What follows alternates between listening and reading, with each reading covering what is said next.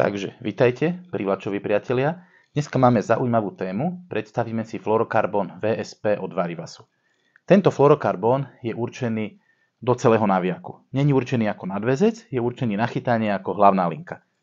Pokúsim sa toto video robiť krátkym, takže budem skôr taký stručnejší. Začneme technickými parametrami.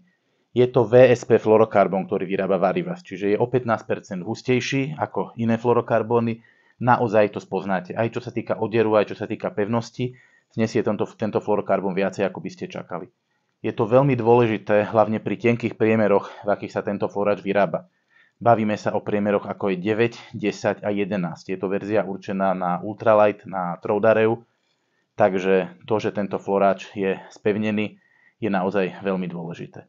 Teraz ale poďme k hlavnej časti technickej, ktorá vás bude určite zaujímať viacej. A to je to, na čo je tento fluorokarbon vyrobený, na čo je určený. Tento fluoráč VSP od Varivasu nie je myslený ako nadväzec. Tento fluorokarbon je určený ako hlavná linka do celého naviaku. Teraz sa určite pýtate, na čo to je, na čo ho použiť. Jednoducho, už som to sem veľakrát premietal, urobím to znova, pustím sem grafiku. Keď malú nástrahu, malú plandavku vediete na fluorokarbone, vidíte ju v úplne inom stĺpci, ako by ste ju viedli na šnúre. Je to v takom poradí, že najvyššie vám drží nástrahu šnúra, potom je nylon, potom je ester a na konci je fluorokarbon. Fluorokarbon je ťažký, takže aj ľahké veci s ním dokážete viesť podstatne nižšie. Dostanete ich dole, čo je niekedy perfektná výhoda.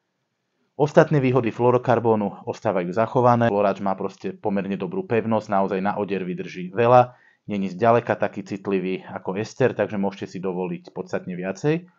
Čo sa týka detekcie záberu, tak fluoráč je niekde medzi esterom a nylonom. Je pomerne málo pružný, takže zábery cítite krásne. A ešte jedna taká vec, na ktorú sa ma mnoho ľudí pýtalo z praxe, a to je, či keď chytáte na fluorokarbon v celom naviaku, či dávame nakoniec fluorokarbonový nadväzec.